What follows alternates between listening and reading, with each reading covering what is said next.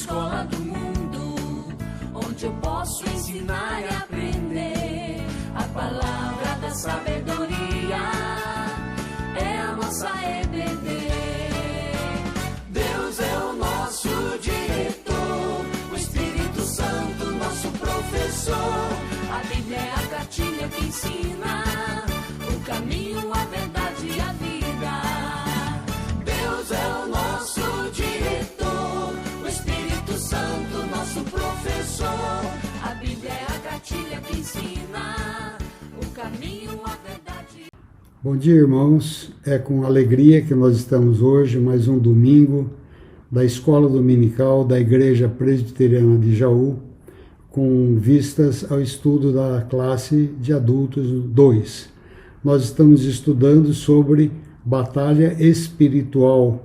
Nós estamos agora na lição 3. É um assunto tremendamente importante para todos os tempos, mas principalmente para nós que estamos aqui hoje, para os dias de hoje, que esse assunto é muito importante, muito atual e preocupa muito a vida dos crentes e tem muita importância em conhecermos sobre esse assunto para que a nossa vida espiritual com Cristo, ela seja uma vida autêntica, não uma vida projetada por estudos que às vezes não condizem com o que a palavra de Deus diz. Nós vamos começar com uma oração, agradecendo a Deus o privilégio que nós temos hoje de estarmos aqui. Bondoso Deus, amado Pai, mais uma vez na Tua presença, queremos Te agradecer, Pai Santo, porque o Senhor é o Pai de nosso Senhor e Salvador Jesus Cristo, nosso único e verdadeiro Deus, o Deus que se revelou para todos nós através do Seu Filho amado. E nós Te louvamos, Pai Santo, porque a Tua palavra foi escrita para nosso entendimento. Nós queremos agora que o Teu Espírito Santo venha iluminar as nossas mentes para que nós, de corações abertos e prontos, humildemente, para receber a Tua mensagem, fale conosco, ó Pai Santo, através do Teu Espírito Santo. Guarda-nos em tudo que formos falar aqui, que tudo seja feito para a Tua honra e para a Tua glória, e Te agradecemos tudo no amor do Teu Filho amado Jesus, que morreu para nos salvar. Amém, Senhor. Então, nós estamos estudando hoje a lição 3, que é sobre examinando o movimento 1. Então, muito do que tem sido falado, tem sido escrito sobre batalha espiritual, tem a ver com os chamados movimentos. Até o ano de 1960, não tinha muita influência, não tinha muita visão evangélica voltada para esses assuntos.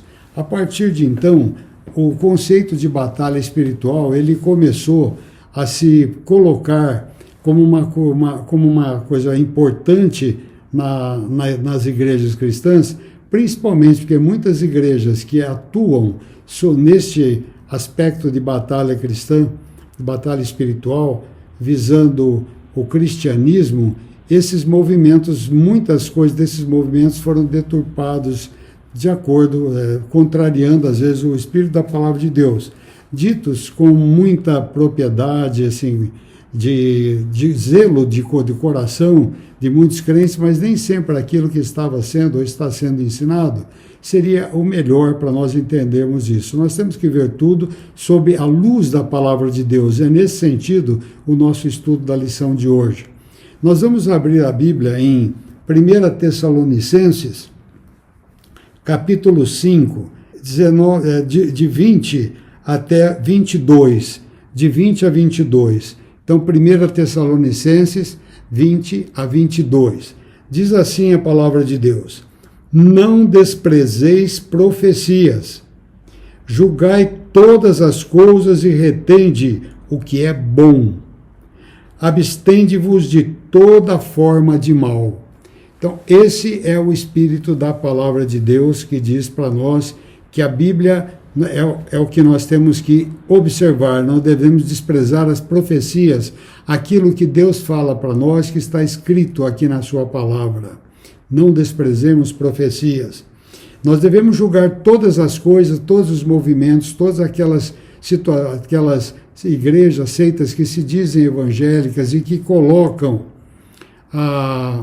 que colocam alguns ensinos, às vezes por falta de, não digo por maldade ou má fé, mas às vezes por não ter o zelo de olhar a palavra de Deus como ela deve ser olhada. Então, às vezes, saem alguns ensinos que não condizem muito com isso, com a palavra de Deus. E também nós temos aí que observar, então, visto que a palavra de Deus diz: julgai todas as coisas, retende o que é bom. Tem muita coisa boa que tem nesse meio, e tem muita coisa com a qual nós concordamos, mas tem muita coisa que nós também não podemos concordar à luz da palavra de Deus. Nós dizemos que a Bíblia é a nossa única regra de fé e prática, é nela que nós vamos nos ater. E nos abster de todas as formas de mal. Quando nós estamos estudando sobre batalha espiritual, nós estamos estudando sobre as coisas que os demônios, que Satanás faz para atrapalhar a vida dos crentes, atrapalhando o trabalho de Cristo na vida da igreja, é a evangelização. Então, é importante nós primeiros reafirmarmos, que já foi estudado na lição passada, a existência e a atuação de Satanás e dos demônios hoje. Tem pessoas que às vezes não se contentam, não gostam de dizer que Satanás existe, ou não dizem por não acreditarem mesmo, ou então por falso, por não conhecer a palavra de Deus e o que realmente existe, sabendo que o próprio Satanás tentou o próprio Jesus logo após o seu batismo, e Cristo conversou com ele, expulsou ele da sua presença, expulsou ele também da presença da vida do apóstolo Pedro, não dentro de Pedro, mas repreendeu Satanás, que usou Pedro para falar em verdades do seu ministério. E tem muitas outras coisas que Jesus fez e que Satanás tentou se opor a ele, como ele sempre vai tentar até a volta de Cristo. Essa é a missão dele, porque ele não quer que os filhos de Cristo, de Deus, através de Cristo Jesus, sejam salvos, atrapalhando assim a pregação do Evangelho de Cristo. Esse assunto ele é muito importante também, porque Satanás aflige os crentes.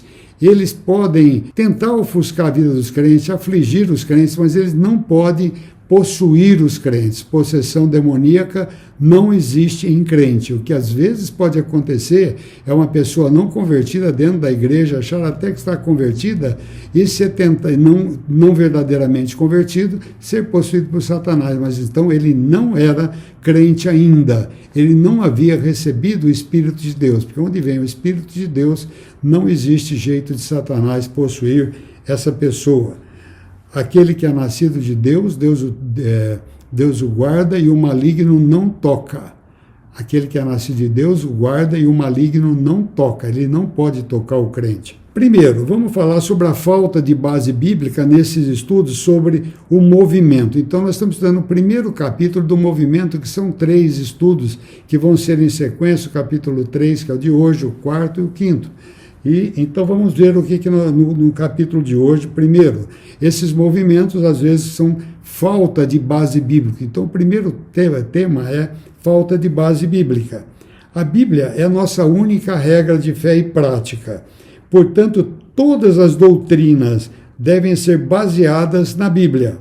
Há muitos assuntos sobre os quais a Bíblia se pronuncia diretamente, outros os quais ela não se pronuncia diretamente, mas nem por isso nós devemos dizer que esse silêncio da Escritura autoriza a gente falar qualquer coisa. Nós podemos, sim, realmente tentar interpretar, usar a teologia baseada em toda a palavra de Deus, de Gênesis e Apocalipse, fazer um exercício exegético para podermos, então, colocarmos as coisas que ainda não estão tão evidentes na palavra de Deus aos nossos olhos, mas colocá-las como elas realmente são à luz da palavra de Deus, usando então o bom senso dado por Deus.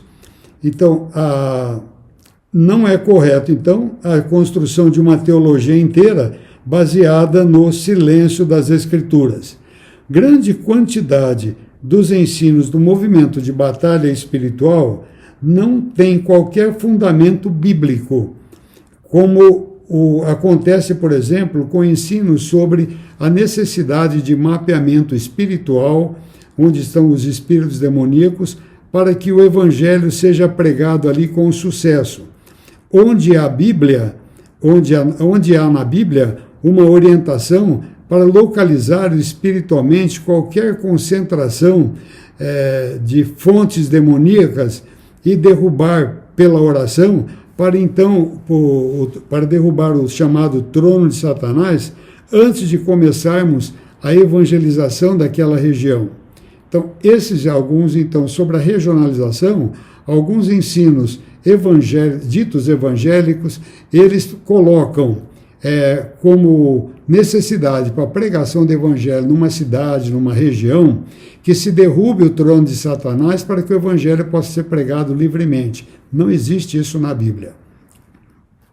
A única vez em que a palavra trono de Satanás é mencionado nas Escrituras é em Apocalipse, capítulo 2, versículo 13, onde o Senhor diz que o trono de Satanás estava na cidade de Pérgamo. A cidade de Pérgamo era o centro cultural do Império Romano, e o imperador romano deveria ser divinamente adorado, ele deveria ser adorado como divino, o Império Romano. Então, portanto, a grande fonte de idolatria esse local, que colocava em perigo a vida dos cristãos, e essa expressão trono de Satanás aponta para o caráter demoníaco da adoração de uma pessoa, de uma adoração espiritual de uma pessoa, do imperador. Então, a localização do trono espiritual do príncipe dos demônios seria isso. Na carta à igreja de Esmirna, o Senhor diz aos judeus que os judeus, perseguidores do evangelho de Paulo, de Silas, de Barnabé, eles constituíam a sinagoga de Satanás. Isso está em Apocalipse 2:3. Isso significa que ali havia uma sinagoga espiritual de demônios? Não. São temas que eles usam para dizer que existe, então, regionalização, que certos demônios se localizam em algum lugar. Da mesma forma, não encontramos nas Escrituras, por preceito ou por exemplos, qualquer orientação para a igreja atacar espíritos estruturais, alojados em uma estrutura social injusta, muito embora essas estruturas devam ser combatidas pelo ensino bíblico. Então, às vezes, alguma estrutura social que tenta fazer, às vezes, alguma coisa dita boa, elas estão, às vezes, estruturadas e orientadas, às vezes, indevidamente por Satanás. O ensino bíblico é que Satanás age em pessoas e não em coisas, embora use pessoas para influenciar sistemas e estruturas. Isso a gente vê. Isso a gente vê claramente. Quanta perseguição em certos sistemas, como Satanás age em certas pessoas para que certos sistemas façam mal para muita gente e com isso apagar a pessoa de Deus, tentar apagar a pessoa de Cristo ou diminuir. Vejamos então como os apóstolos e a igreja primitiva lidaram com o culto ao imperador romano, uma das práticas mais danosas que tiveram que enfrentar. Em vez de amarrar Satanás, repreender, decretar a queda dele, anular ou mandar para o abismo os espíritos malignos, supostamente ligados a essas práticas, eles simplesmente pregaram o Evangelho. Prega o Evangelho. E no tempo de Deus, essa idolatria foi totalmente abolida e o cristianismo foi estabelecido. Cumpre dizer também que quando existe confronto, a igreja se sente mais perseguida, mais ela prega, mais ela busca Deus em oração, e nessa força da oração, Deus age também, eliminando esses problemas e dando mais força, mais caráter espiritual, mais caráter cristão para os crentes. Outro bom exemplo é a imoralidade, que existia na igreja de Coríntios. Qual foi a estratégia de Paulo para plantar uma igreja ali? foi 1 Coríntios 2, de 1 a 5, que eu vou passar a ler. 1 Coríntios 2, de 1 a 5. Eu, irmãos, quando fui ter convosco, anunciando-vos o testemunho de Deus, não o fiz com ostentação de linguagem ou de sabedoria, porque decidi nada saber entre vós, senão a Jesus Cristo e a este crucificado. E foi em fraqueza, temor e grande tremor que eu estive entre vós.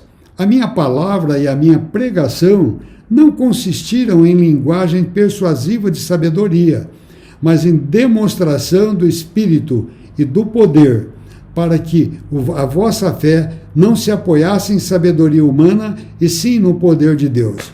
Onde está escrito aqui que nessa pregação, ou como foi fundada a igreja de Coríntios, que teria que afastar territórios, demônios, etc. Nada. Quando se prega o evangelho por si só já faz a conversão daqueles que são de Cristo, recebem o evangelho de Cristo, eles recebem a fé, e essa fé salvadora é suficiente para que eles mantenham testemunho com Cristo Jesus. Mesmo quando, então, deu orientação aos seus discípulos para expulsar os demônios que encontrassem na sua jornada evangelística, Jesus ordenou apenas que eles expelissem demônios. Lá em Mateus 10:8, ele fala que ele deu autoridade para expelir demônios. O mesmo se repete em Marcos 3,15, em Lucas 10, 1 a 24, quando Cristo mandou 2 a 2, 70 discípulos a pregar o evangelho para que expelissem demônios, mesmo que fossem picados por cobras, por escorpiões, eles não morreriam, não seriam afetados. E os discípulos voltaram felizes, contentes, porque falou: Senhor, pelo teu nome até os espíritos demoníacos, eles eram expulsos em teu nome. E nós ficamos muito alegres com isso. Então Cristo falou: eu via Satanás descendo como um relâmpago. Mas vocês devem se preocupar, se alegrar, porque o vosso nome está arrolado no livro da vida. Nas mãos de Deus, vocês estão rolados na presença de Deus no livro da vida. É isso que nos torna alegres, e não porque se expeliu demônios. Isso, então, é muito importante para a nossa vida. Então, o foco das nossas atenções é realmente a pregação do Evangelho. Os apóstolos, por sua vez, nada disseram sobre esse tal mapeamento também nas cartas em que escreveram as igrejas e hoje que integram o Novo Testamento. A segunda parte, então, nós vimos aqui a falta de base bíblica. Não tem base bíblica certas pregações desse tipo, de amarrar, de expulsar, de não sei o que lá. A expulsão, sim, ela vem quando Deus quer que se expulse, ele dá força, ele dá instrução, e às vezes é necessário um pastor fazer alguma coisa nesse sentido. A segunda coisa, porque pessoas que não são crentes, elas podem ser possuídas, sim, pelos demônios.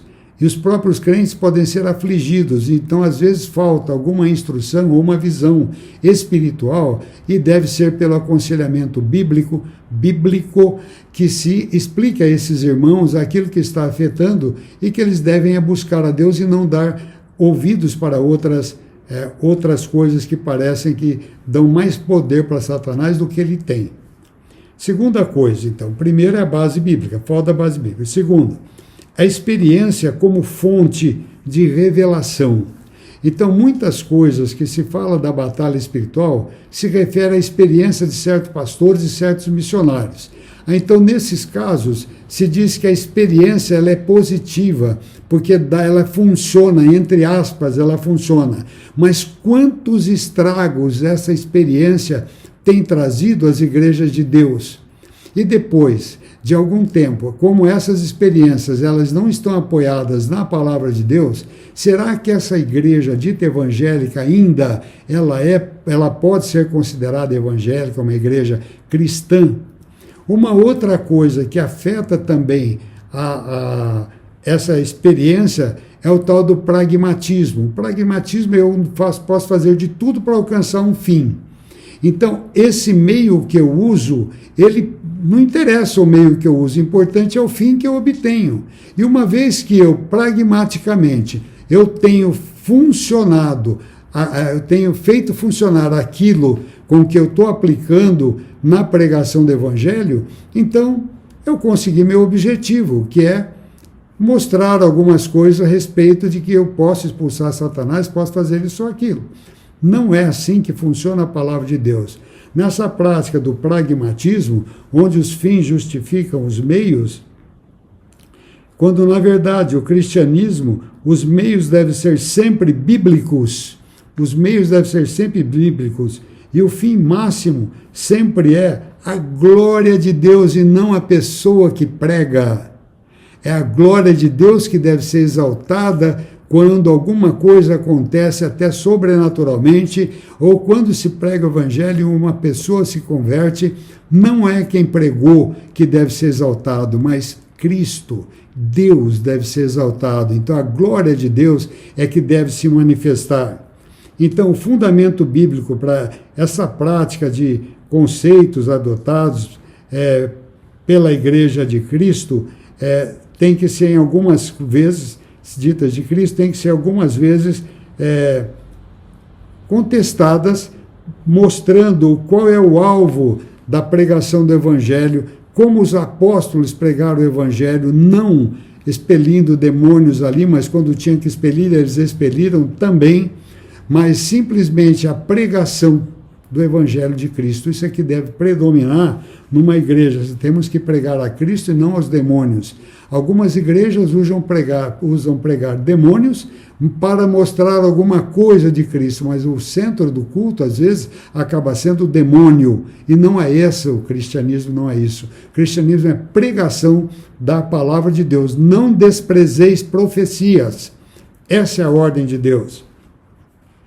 Então é preciso nos lembrarmos sempre de que a única regra de fé e prática, de conduta da igreja é a Bíblia, conforme 2 Timóteo 3, 16 a 17.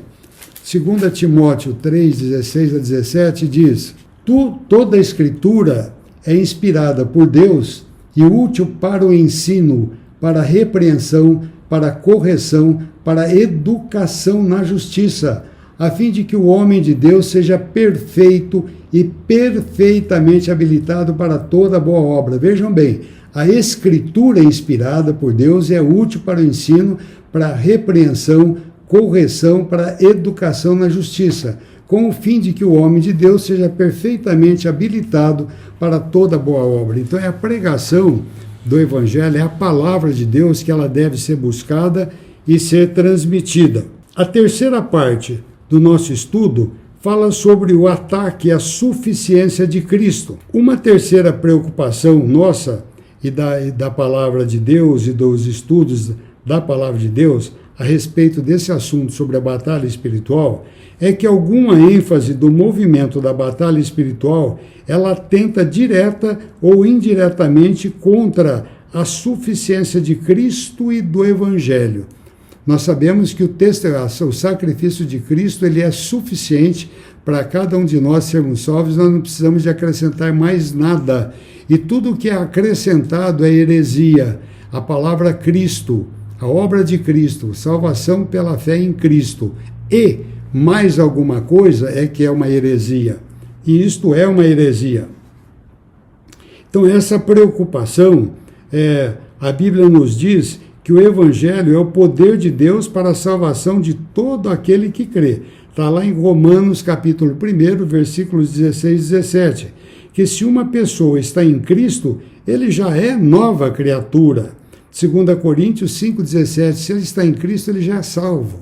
Ele não tem mais nada para ver com problemas como, por exemplo, maldição hereditária, que não há mais condenação para essa pessoa. Romanos 8,1, já não existe mais nenhuma condenação, aquele que está em Cristo já não tem mais nenhuma condenação dele, e que ele foi perdoado e houve um cumprimento, um rompimento com o seu passado, pois ele foi transportado do império das trevas para o reino de Cristo, de seu amor, Colossenses 1,13.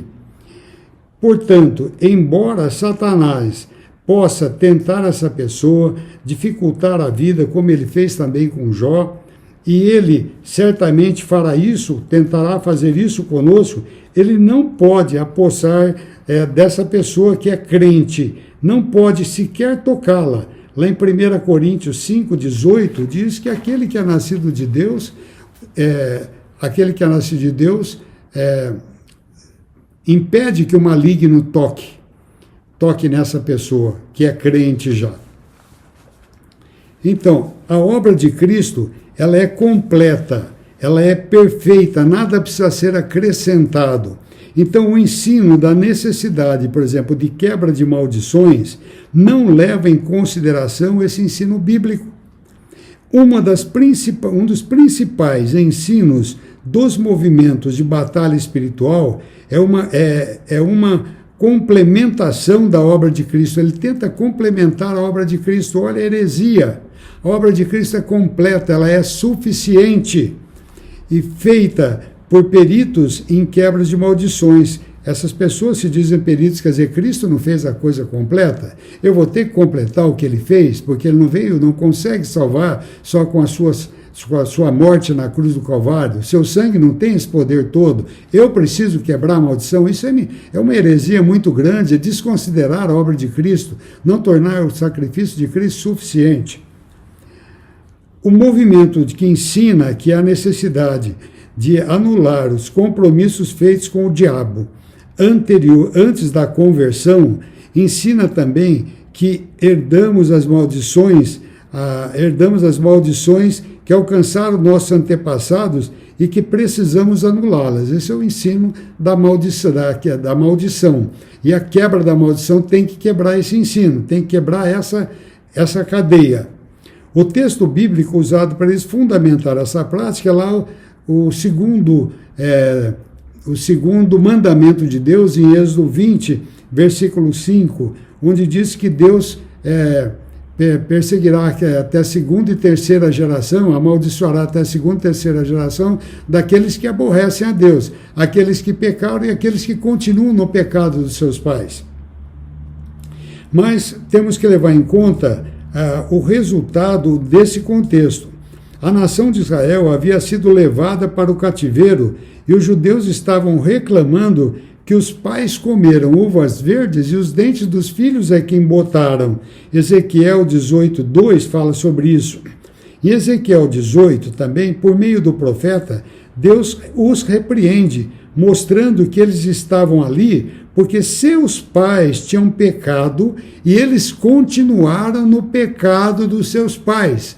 Aí, lógico que eles têm que ser também perseguidos, trazidos a juízo à presença de Deus, se você continuar no pecado.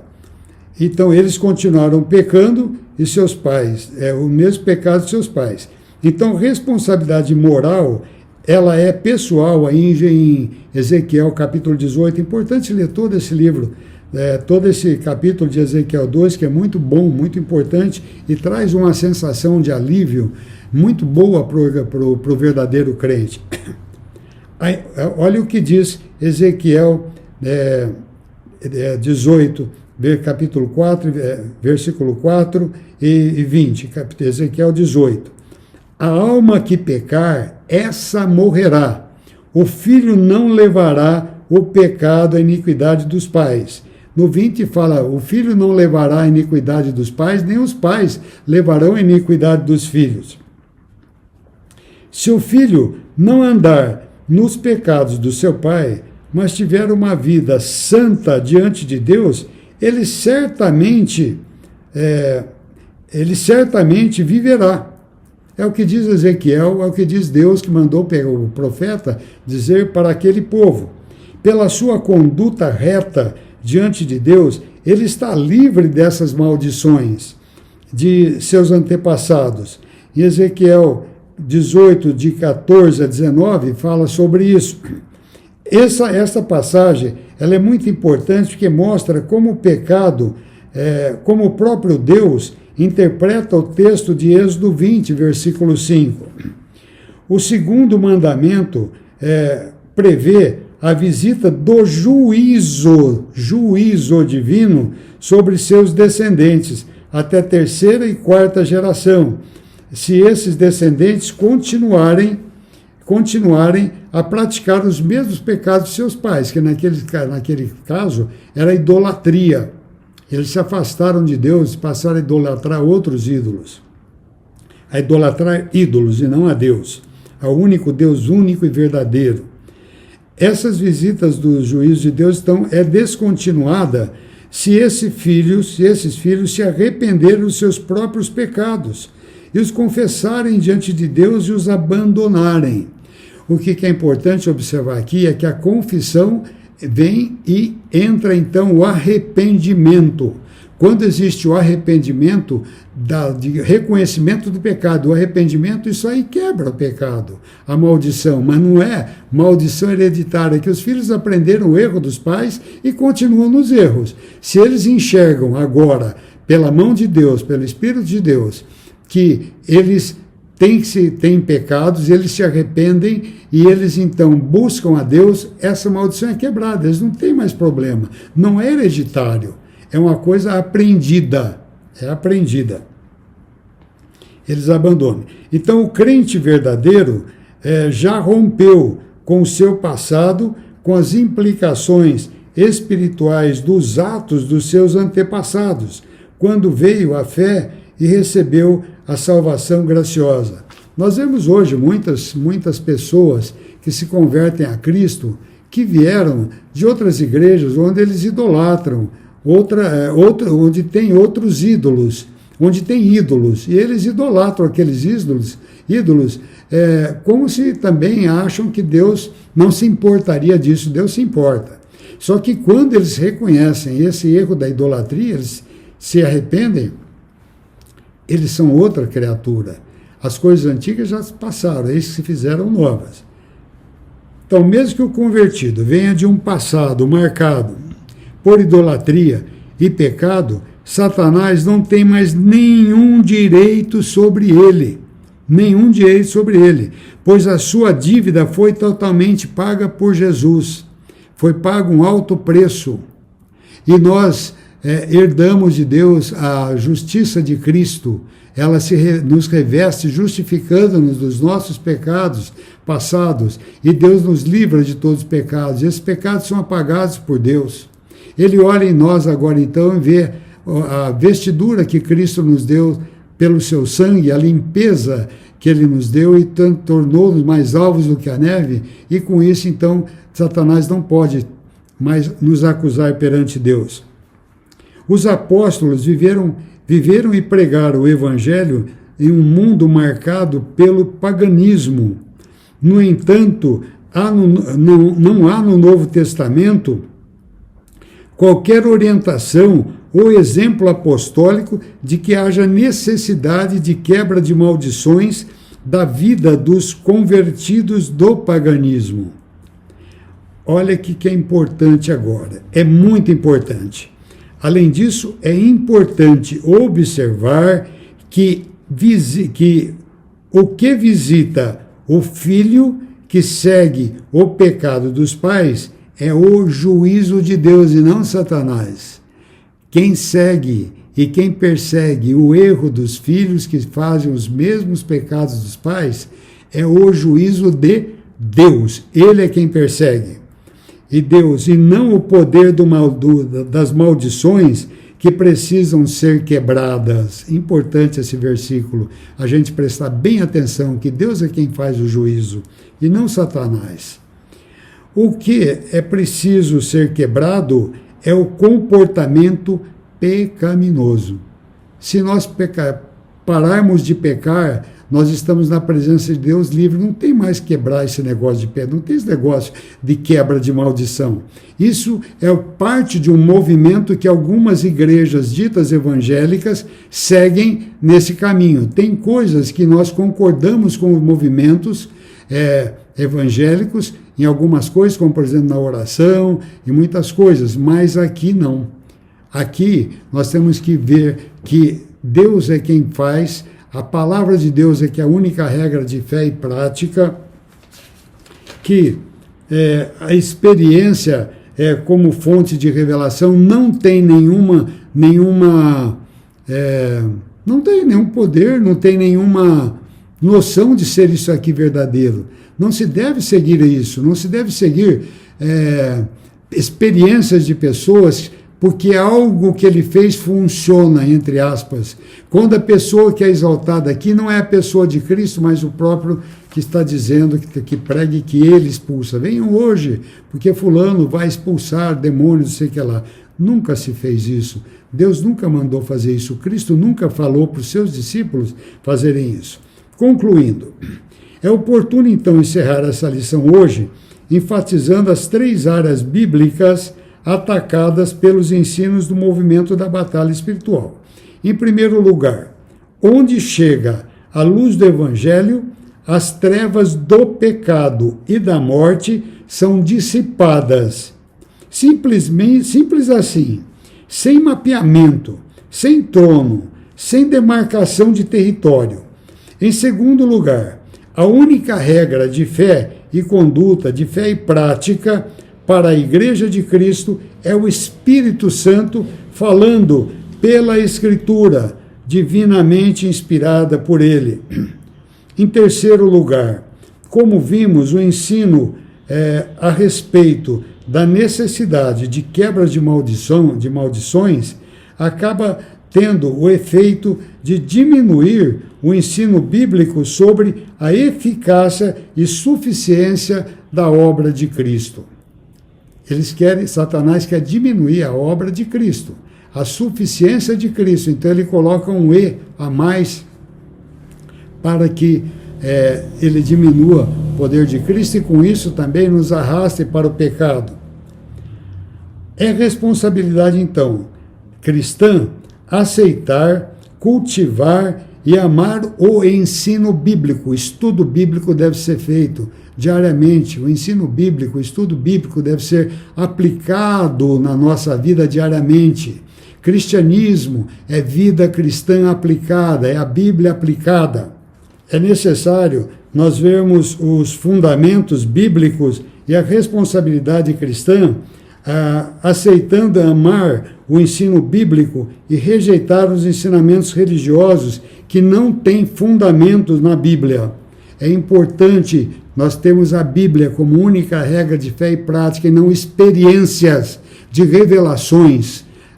Basta a Bíblia, é a pregação do Evangelho, como os apóstolos pregaram em Éfeso, como os apóstolos pregaram em tantos outros lugares, em todas as epístolas, em todas as cartas que eles nos mandaram.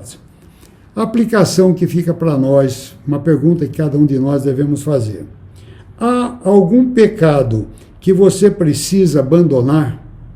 Se houver, em vez de dar ouvidos ao ensino de quebra de maldições, quebre seu orgulho, confesse o seu pecado ao Senhor com arrependimento sincero, genuíno do seu coração e afaste esse pecado da sua vida. Deu para entender? Se tiver alguma coisa que deixa a gente triste, nós falamos, é maldição. Não é maldição, é o pecado que eu acalento dentro de mim. Eu tenho que negar esse pecado, renegar, arrepender desse pecado, pedir perdão do pecado e buscar a Cristo. Só isso. A maldição já está quebrada, nós já somos salvos. Não é quebra de maldição hereditária, não precisa. É simplesmente seguimento da palavra de Deus. Amém? Vamos terminar com uma oração. Bondoso Deus, querido Pai, mais uma vez na Tua presença, agradecidos estamos, Pai Santo, porque a Tua palavra fala ao nosso coração. Ajude-nos, ó Pai Santo, a fazermos esta palavra realmente eficaz nas nossas vidas e o testemunho dado por nós e o ensinamento que nós podemos passar para outras pessoas, mesmo crentes, mas que seguem certas doutrinas que não estão de acordo com a palavra de Deus, sejam eficazes nas suas vidas. Guarda-nos, ó Pai Santo, guarda toda a sua igreja, em nome de Cristo Jesus, que é em nome de quem oramos. Amém.